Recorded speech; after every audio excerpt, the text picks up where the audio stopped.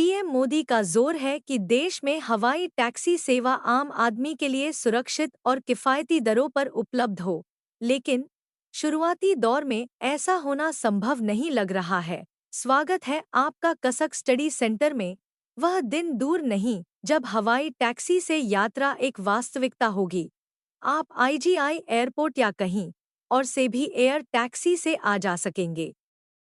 यह बात एशिया प्रशांत क्षेत्र में नागरिक उड्डयन मंत्रियों के सम्मेलन में पीएम मोदी ने कहा है। पीएम मोदी लगातार कह रहे हैं कि देश में उन्नत हवाई परिवहन के लिए तैयार हो रहा है। पीएम मोदी का जोर है कि देश में हवाई यात्रा आम आदमी के लिए सुरक्षित और किफ़ायती दरों पर उपलब्ध हो। पीएम मोदी के मुताबिक हवाई टैक्सी के आने के बाद अपार नौकरियां और रोजगार पैदा होंगे। ऐसे में जानते हैं कि भारत में कब से एयर टैक्सी शुरू हो सकती है। इसके आने के बाद सड़क परिवहन व्यवस्था कितना बदल जाएगा। अगर बात दिल्ली एनसीआर की करें तो आज से 20 से 25 साल पहले यहाँ बसें, ऑटो ही आम आदमी के परिवहन का मुख्य जरिया हुआ करता था। बाद में मेट्रो आई और दिल्ली एनसीआर के अलग अलग क्षेत्रों को जोड़ दिया।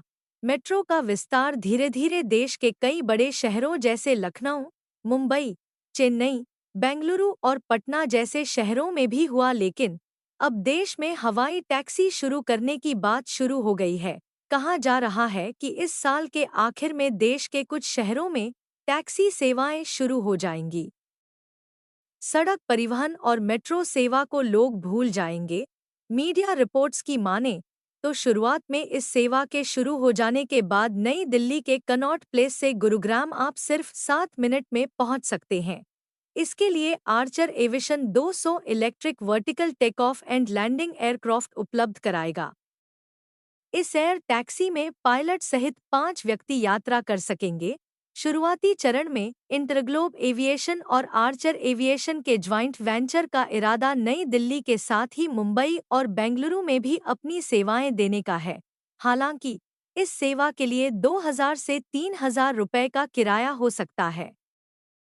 उपभोक्ता और परिवहन मामलों के जानकार सुनील त्यागी के साथ बातचीत में कहते हैं, देखिए, एयर टैक्सी सेवाओं को लेकर पीएम मोदी का हालिया बयान काफी अहम है।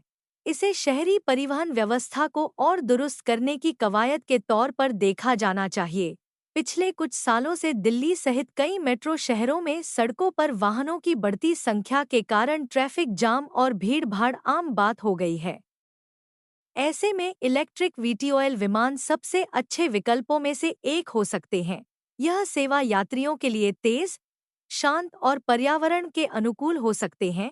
जानकार त्यागी आगे कहते हैं, डीजीसीए का लक्ष्य है 2026 तक दिल्ली एनसीआर, मुंबई और बेंगलुरु में हवाई टैक्सी शुरू करना है।